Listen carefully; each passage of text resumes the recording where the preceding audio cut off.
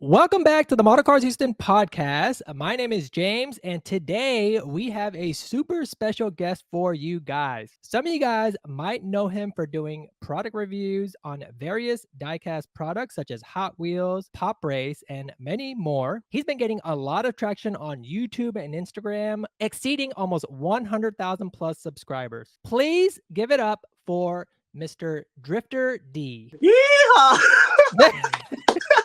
We practiced There that he earlier. is. Yeah, what's up, guys? Hi, nice to meet Hey, you. what's going on, Yo, man? thanks for having me here, man. Yeah, definitely. It's probably morning time. Are you awake? Yeah, I just woke up like not long ago and had my breakfast. Yeah, and I still got my Oh, coffee. Yeah, and what are you? You're at the house. What country is that? Singapore. Yeah, greetings from Singapore, Singapore, babe. everyone. Is there actually Singapore diecast shows? Yeah. So there are Singapore diecast shows or table meets. Actually, in fact, there's actually one coming this September. It's called the Singapore Diecast Expo. It's the Oh, one with Honda Civic event model and stuff in collaboration with Indonesian Expo and Art of Speed Malaysia, which happened just last week. as an introductory, tell us a little bit about yourself and how everything started. Oh yeah, so what's up, guys? I'm Jupiter D or Bjorn. That's my real name. And basically, I like to do videos about anything 1 to 64, basically. And how it all started was, watching YouTubers like Race Grooves, and Big Time Racing. Shout out to them, by the way. And I just thought like, hey, why not I try making videos myself one day? And this was when I was a teenager. So that was like, oh, damn, 10 years ago. Oh So man. yeah, and the rest is history. And here we are today. Oh wow. Well, how did you pick the name? What about the significance of the screen name Drifter D? Oh, dude, I get questioned a lot. Yeah. No, not a lot of people know this, and I guess Oh, it's people who are watching this episode will be one of the few people to know. oh But man. basically, my username last time was Drifters Diecast. Like my name on games on Roblox, on RuneScape, or whatever games back then Yeah, yeah. was like Drifter. So I thought Drifters Diecast made sense, but it was so long, it was so lengthy. So I found a way to like shorten it. It's like Drifters Cars, Drifters Drifter D. Drifter D, okay, Drifter D. Ah. So it kind of clicked. Yeah, it That's how kind of has a nice ring to it, Drifter D. right, yeah, thanks. Oh, you also have a very unique logo. What is with the logo that's on your YouTube channel? Oh yeah, so my favorite Hot Wheels casting is the Dura 2. It's like driven by the main character in the Accelerators movie and stuff. So I've always fallen in love with the Dura 2 Hot Wheels casting. And it just so Mm. happened like my name Drifter D kind of like resembled like the front and the back of my car. Yeah. Like for those who have the Because time to know, it's like a big bubble, right? Like it's like a the big bubble, like that, like yeah. could represent the D, and then Rifter, and then the bags like the D. Yeah. So it kind of took shape on that. That's how it came. Oh. So it looks like you've been getting a lot of traction and your social media channels. Now, the ones that I know about, yeah, I know you have your YouTube channel. Mm, That's the main yeah. one. Is that the one that you started with? YouTube. It all started from YouTube, brother. Okay. And then you also have your Instagram channel. Instagram also, yes, What and other do you have any other channels? TikTok. I do TikTok as well. Oh, TikTok? Or is the Yeah. TikTok as big as the Instagram and the YouTube? So the short answer is yes. I think TikTok right now is actually I'm more active on IG nowadays, but I think my TikTok has 450K. I think, but 450. yeah. So like I said, that's the short answer, right? But because of the whole hiatus with TikTok getting banned, and just the algorithm changing, somehow it doesn't perform as well as IG, even though IG has less followers, blah blah blah blah blah. But yeah, I do have TikTok as well. Yeah. Oh, so I mean, congratulations on hitting 100 plus thousand subscribers. I guess Yes. that yes. Woo! Thank you. Woo, yeehaw. Yeah. So that means that you get a play button, right? At 100,000, is that right? Yes. Oh, wrong. The camera is mirrored. Woo! Yes, it's over there. Yeah, I did Oh, get oh. it. You keep it right next to the bed. Yes. I Yeah, mean, that's a not because I'm obsessed with it. I yeah, just sure. I have nowhere to. Oh, I generally have nowhere else. oh, I see, I see, I see, Yeah. I see. You just haven't found a home for it yet. Not yet. Not yet. So it'll just be chilling there. So what was it like when you hit 100,000 subscribers? Dude, it's a great feeling, man. Because when I started like YouTube, like I mentioned just now, like since I was a teenager. Yeah, sure. I had like 100, 200 subscribers back then.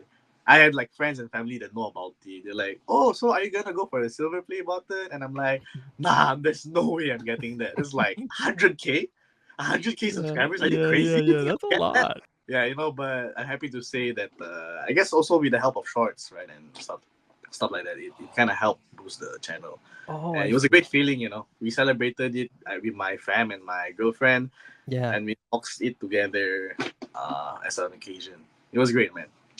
Okay, so let's say, and you and I are not obviously the only diecast channels that are out there. There's a lot of diecast Also, channels, and I think like nowadays it's probably ramping up, right? Because people yeah, are finding out more about the hobby. They are excited to talk about it. They're like, oh man, I want to talk about it on YouTube. What yeah. would you say for like the beginners that are starting out? I mean, is there some strategy for them? How should Okay, they, get their feet wet with doing videos? I see. Okay, Do you have so any? I guess strategy wise and advice wise. Okay, so let's start with the this advice. Okay, first things first. I think importantly they gotta have fun with it. I think a lot of these people they have this intent of starting a channel, no wanting to get sponsorships or getting paid by YouTube. And when they keep doing it for 1 year, 2 years, they give up on it. I've met people who used to do videos all the time, especially during the COVID period. A lot of people Mm, really like started making videos, and nowadays they're not making videos mm, because maybe now that they're going back to work or school, they don't have the sure. time to dedicate the content. They give up. Mhm. So I think start with the how you say it, just have fun making the videos and just keep on going, right? I'm sure you also know about that, right, James? Like it really Y gets tough at times. You just have to keep posting, right? Yeah, I think your mindset just has to be consistency, Consistency. get into a habit of doing it. What's helped me is batch producing has helped. Like, when you're shooting a video, shoot like maybe 2 or 3 videos at the same Yeah, time while you're doing it so that like for me, I do like 1 video a week. So that's like 3 videos, 3 weeks worth of videos, right? So I don't have to like stress out and like, "Oh, I gotta make a yeah, video last minute." And I think the other misconception is you don't like if you don't have to if you can't release a video, don't release a video. Like it's not going to be the end of the world. Your followers are still going to be there. It's going to be fine. So don't like take it too seriously. Kind of like what you said, just have fun with it yeah. is Just the have fun. main thing. You're right. Yeah, Well, you're what right. about okay, well that's like the mindset part. What about the gear part? Like what kind of gear do you use in your videos? Honestly, Isn't it a simple setup? yeah, Pretty it's literally okay. So I have my phone with me right now. More Yeah, your phone. specifically, it's an iPhone 13 Pro Max. I Mhm. have, I guess this like camera holder, and if sometimes I wanted to, I would use my Rode mic. But Oh. yeah, honestly, other than that, it's a very very bare bones It setup. And that's the only thing you've been using this whole time? I guess you've Yes, upgraded maybe the mic yeah, every the mic. Yeah, I b because like we made, I think we talked about this earlier before the podcast, but we both like to commentate on our videos, right? So correct, I guess correct, I don't yeah. want when I hear my own voice, I want it to be like at least crisp. So that's why I Oh, bought the mic. yeah. Yeah, right. No, But for if you're sure. talking about like setup, I don't have like I mean, as a student growing up, I don't have money to buy a lot of it, any fancy equipment. Oh, I see. Yeah, but now Right. maybe that I'm working, now that I'm working, Sure, sure. you might upgrades here and there. Yeah, but moving forward, it was just mostly my phone. Yeah. So, I think the thing to take away from that is, like, it's not about having fancy equipment either, right? It's using what you've got, like, literally in your pocket. And what you've got in your pocket is so powerful these days, it can handle almost anything out there almost. Yeah, So yeah, shooting a video is like nothing. And and exactly. and and you having and you talking about that mic thing, that was important too because a lot of the YouTube video is, it's certain most of it I feel like is sound based, right? People want to listen to what you're saying. Yeah, Yeah, yeah. watching it is good too, but listening to what you're saying is important. So having a good mic is maybe where the investment needs to go Moving, more than like yeah, just having a moving forward. $1,000 camera and all that stuff. That's for next time, right? But Yeah, to exactly. start, Yeah, yeah, to exactly. Level start, up, do yeah, slow leveling up. It's like a slow yeah. level up game. But Exactly. at least at level one, I think out 90% of your viewers, 90% of the people watching right now, all you need is your damn phone to get started. Correct. Yeah, Correct. so Correct. you just And go for it. most people might just be will probably listening to this, right? They're not really gonna be looking at us talking at each other, you know what I mean? Yeah. So, mostly just people are just gonna be listening, maybe they're driving to work or something, so okay, so we got, mindset down, we got equipment down. Okay, so Advice. look yeah. All right. So that, sorry, the advice. I guess when it comes to like making videos and algorithms, on top of having fun, I guess one advice is when you doom scroll on social media, Doom scroll, I yeah. think just stay open to ideas. You know, don't just watch it mindlessly. Sometimes I get ideas just by using TikTok. You know, I could be Mhm, like doing my work. I'm like, hey, mhm, let me take a break. So I open up TikTok or whatever and watch the videos. But when I watch the videos, I'll maybe sometimes stop and be like, hey, wait a minute, that's a pretty good audio. Let me save that. I think this might come in handy in the future. mm. Or like, hey, this is a really good video idea that I can maybe do for Hot Wheels instead of real cars. Let me bookmark that. Yes. So in the future, when I have free time, like, okay, what videos do I do? Oh crap, I don't have any ideas. Okay, let me refer to what I say from last time. Mhm, So mhm. yeah, that's one advice. You know, yeah. Yeah, that's a really good one too because also I think putting your unique spin on it, right, is that's what makes all the YouTube channels unique. Even though Yeah, you might feel like, oh my God, there's like 10,000 diecast channels. Why am I going to start a diecast channel tomorrow? That's not really the way to look at it. Really, the way to look at it is what types of people want to discover your point of view on the hobby, right? yes, And so, yeah, and so you have your own unique. Like certain people might follow me because of my point of views on stuff. Certain people might follow you because you do the Hot Wheels stuff and you do like the pop race stuff, so they like that stuff. But maybe the tarmac people aren't going to go to you. Maybe they'll go to this other guy because he does like 90% tarmac reviews. You know, so yeah, it's all different. And I like the yeah, idea pool. That one's pretty good too. The only thing is just make sure to put your own spin on it, right? Don't yeah. Put your like own spin. I don't Yeah, want to get this. I don't want to get into this like copy and paste, copy and paste. Like I mean, you can use my channel. People can use your channel. They can use it for tons of ideas already, right? There's tons of ideas right there that you can use. yes. And from your standpoint, you're hitting like 100 plus, 1,000 subscribers, so you're definitely doing something right. So what's the first thing I would do is I was probably look at the highest viewed videos on your channel and kind of work backwards from there to be like, oh, okay, so he Big did brain. this way, this way, this way. I Yeah, think I can do that and maybe add this, and this, your and own then spin. come up Yeah, with my own thing. So yeah, that's a good one. you're N- right. I do that. Yeah, uh, do that. What Other what channels. what about like long form and short form? You said earlier that a lot of your viewership or your subscriber base maybe started happening with the short form content. Can you explain like how do you feel about those two different types of styles, I guess? Okay.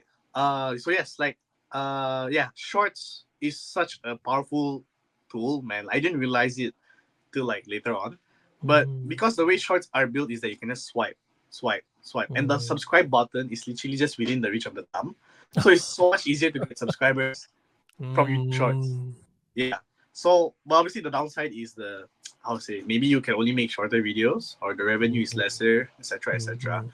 I do miss making long form videos. I mean, I mostly focus on IG Reels and TikTok now. But I guess there's a beauty to long form videos where you're not restricted to 60 seconds, you know? Mhm, mhm. Yeah.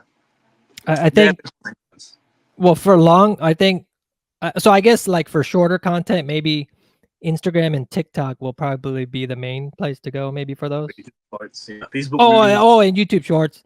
yeah, And YouTube then Shorts. for long form, YouTube will probably stay king, I guess, because it's like Yeah, a library of stuff. But you still yeah. do long form videos, right? Rarely, man. Like the last Oh, time I did, really? I think a few weeks ago, and then the one before that was like 2, 3 months maybe. Uh, Yeah, so just taking because up it's just so shorts. much easier to make short videos. You know, now that I'm really quite busy now with like work and stuff. Yeah, So, yeah. So the I, long form. but I would love to go back to long form videos in the future. Not sure Mhm, when, but I would love mhm. to. And I guess the other advantage you have is you can just cross post. Like if you make a video for YouTube Short, can you just put that on Instagram and TikTok? Like kind of boom, Yes, boom, boom. yeah. So like you export the video, Instagram, TikTok, YouTube. Wow, yeah. I do that. I do that just to see how it goes. Okay, so then segueing into a different part of social media, it, obviously when you make videos, you're gonna get a lot of comments too. Ah, Now okay. I those see where this is comments, going. the comments might be good. Obviously, those are great. dopamine Woo! hits, makes you Love. feel awesome, right? But then you get the Yeah. other comments that are like negative and like maybe they're a hater, whatever it might be, right? How do you handle those types of comments versus like, the good comments? Okay, so like you said, good comments are always great, and shout out to our viewers who always support us, right? Like no, like genuinely, like it's awesome, man. Okay, so hater comments. Let me ask you a question real quick, James. Have you Mhm. heard of the term "put the fries in the bag"? Oh, say that one more time. You were breaking up. Put the fries in the bag. Have you heard of it? Has someone commented to you that to you that before? No, they haven't. What does that Okay, mean? so here's a funny story relating to what you just asked. So whenever people feel that you're falling off, they see that your views are dwindling or your subscribers are, not very active. People will comment, put the fries in the bag as a way of saying like, hey, just give up, go work at McDonald's, and just put my French fries in my takeaway bag. So that's like the joke behind it.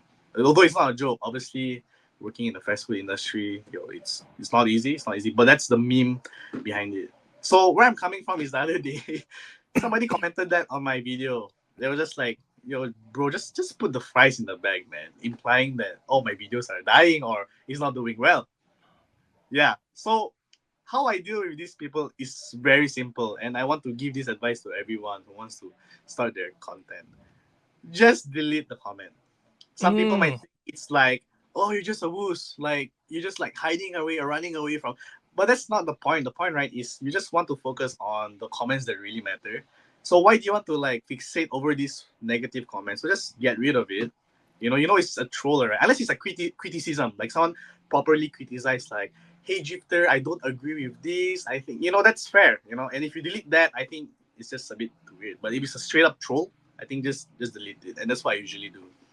I don't know how people feel about that. I don't know how you feel about that, but that's the best way for me to do it. Just get rid of it and move on. Yeah, yeah. No, I agree. And I think also just ignoring it, you know, Just ignore it. 'cause Yeah. just ignore it. They're obviously not in the same, maybe they're going through something and they're just taking it out on you. You have no idea too, right? So Right. Yeah. maybe I think like ignoring or deleting is probably the better strategy because you don't want to energize them and get them in a, No. No. back and forth and then it starts to get kind of like heated and other people are seeing that and then it kind of comes off as like, man, this is not professional, like what's happening Yeah. to Drifter D. For example, right? Like what the heck? I've never seen this side of him before. So it's better just to like stay away, keep your Yeah. Just cool and just move on, right? Because it's like there's so many comments I can imagine. yes. It's Yeah. Just impossible to even go through them all. Do you respond to some? You respond to some of the comments, right? oh man. Yeah. As much as possible. Comment. Even DMs on Instagram. Yeah. I reply to my IG DMs whenever I can. And when they Mm. do reply late, like let's say it says 2 days, 3 days ago, I'll really like apologize and say, hey, sorry for the late response. I've been trying to get, and then at least like sometimes they ask me questions, or maybe they'll like reply to my IG story, the kind of thing. So I really do try my best, but as you know, it I'm sure you've also experienced this, where sometimes there are a lot of comments and it's hard to reach out to everyone. So yeah, I try my best. What was your most viral video and why was it your most viral video? What was like the reason why you think?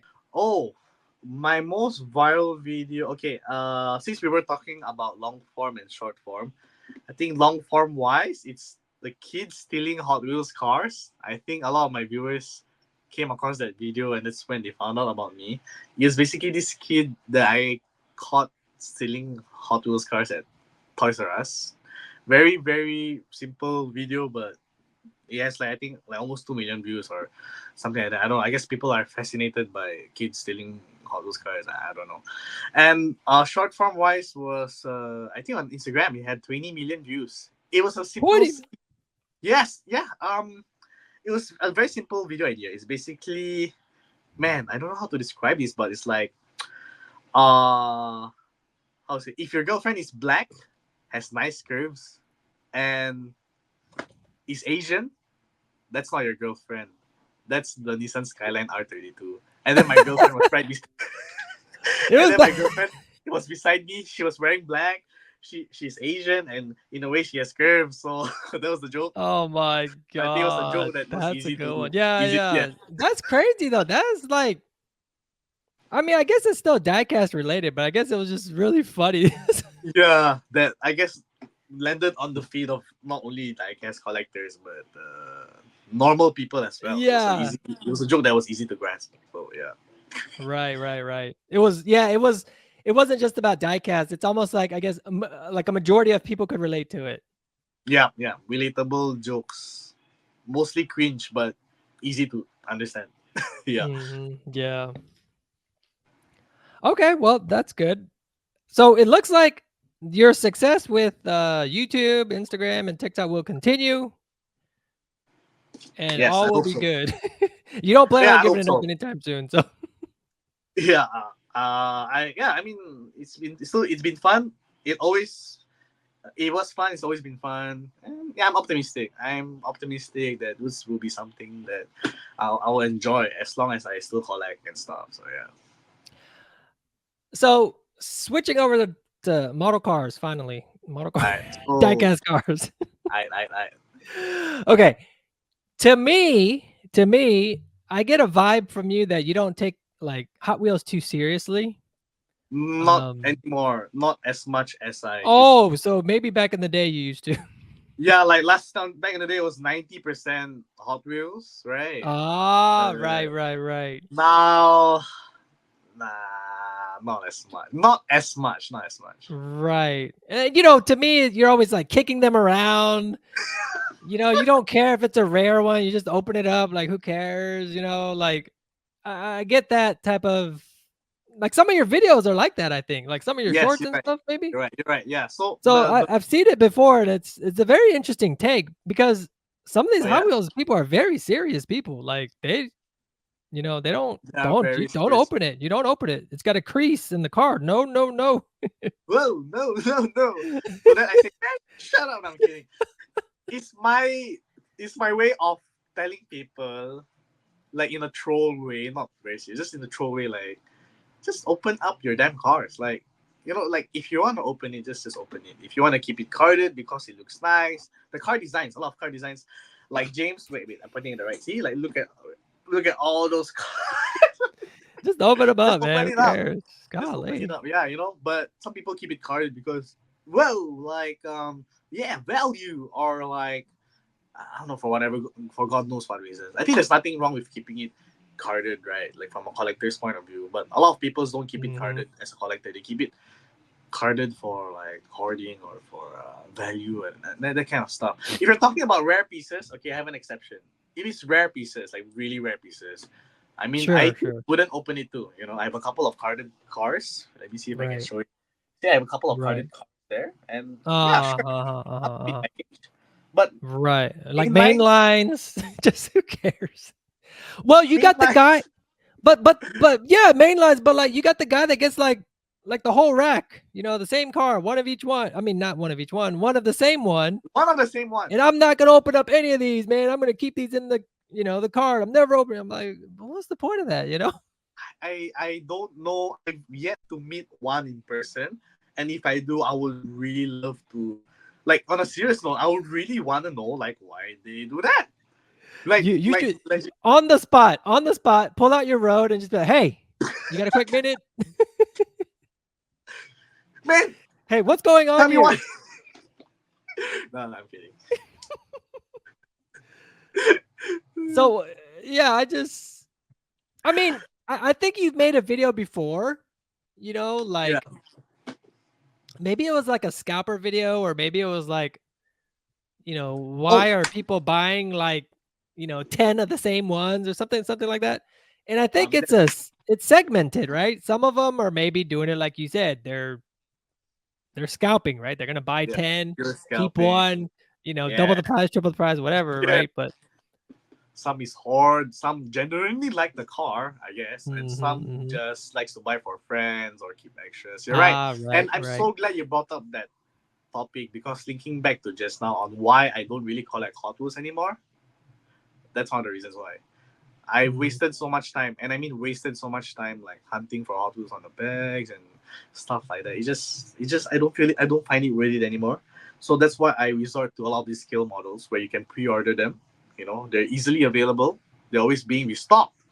Not like Mm. Hot Wheels, where there's only what one freaking Bugatti per case, and if you don't get it, bye bye. Go and buy it from a scalper for like 5, 10 times the price. And that's part of the reason why I stopped collecting Hot Wheels. Some people argue that the peg hunting is fun.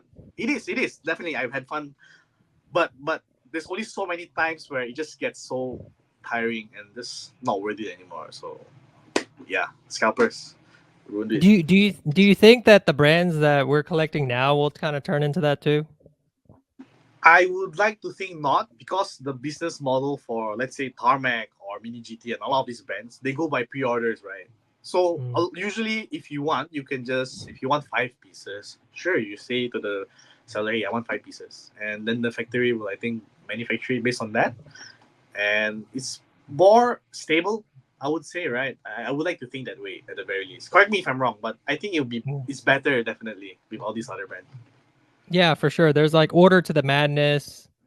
It's a little bit more professional way of doing it. You're not like running over people to buy diecast cars.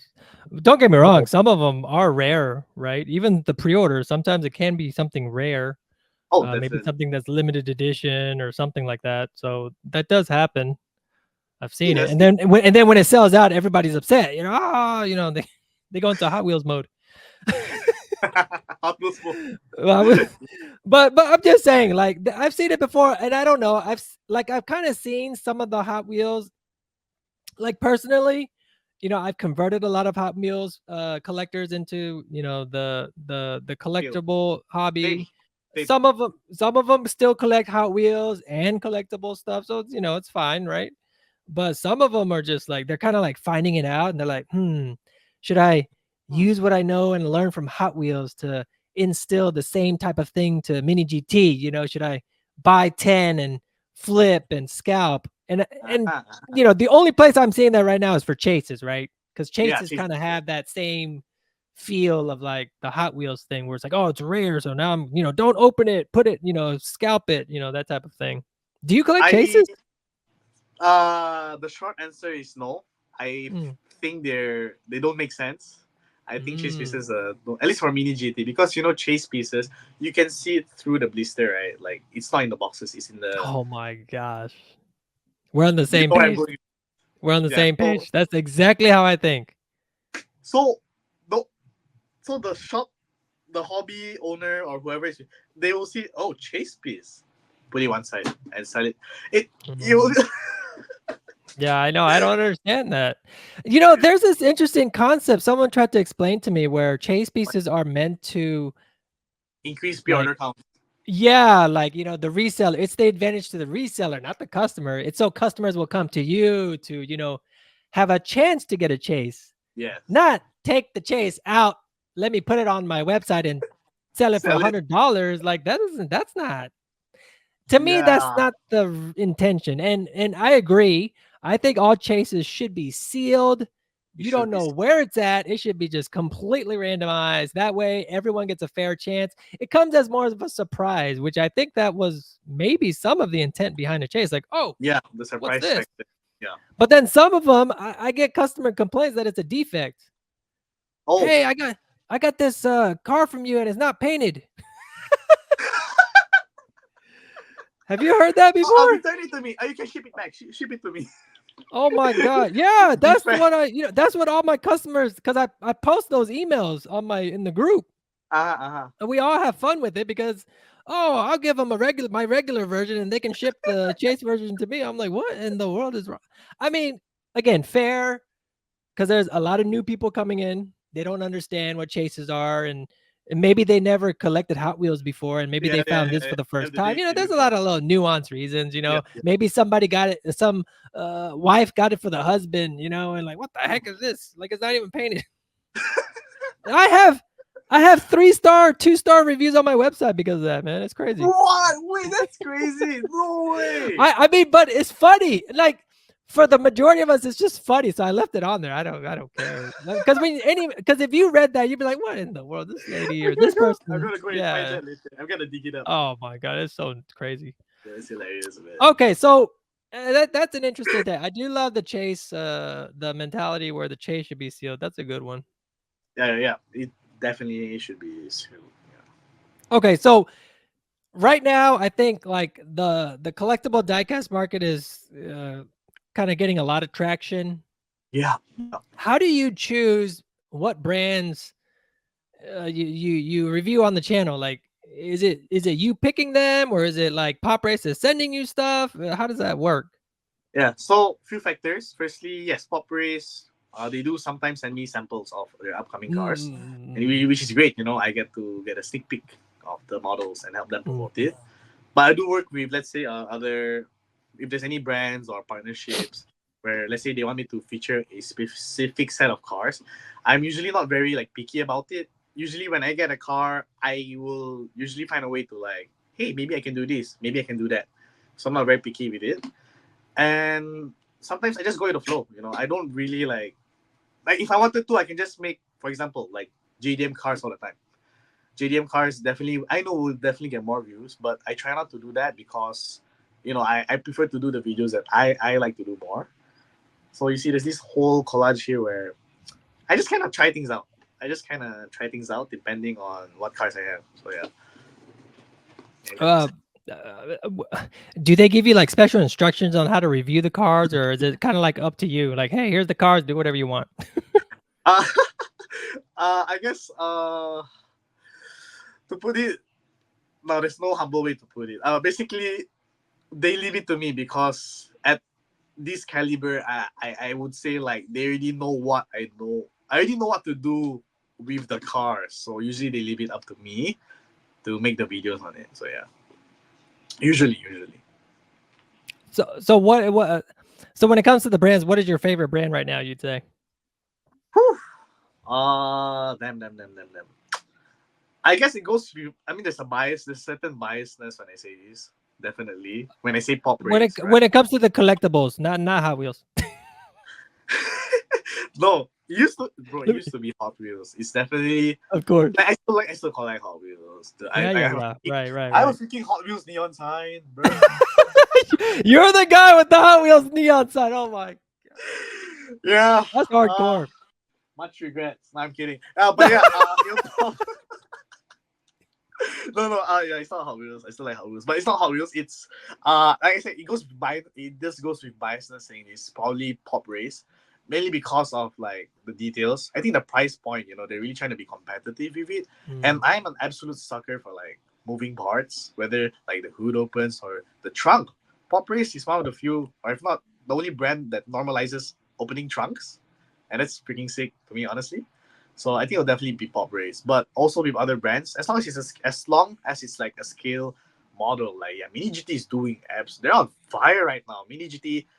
Whenever I ask collectors that I meet at hobby shops or at Expo, they always tell me, "Oh, I collect Mini GT and stuff like that, like Carmax, mhm. the usual scale models."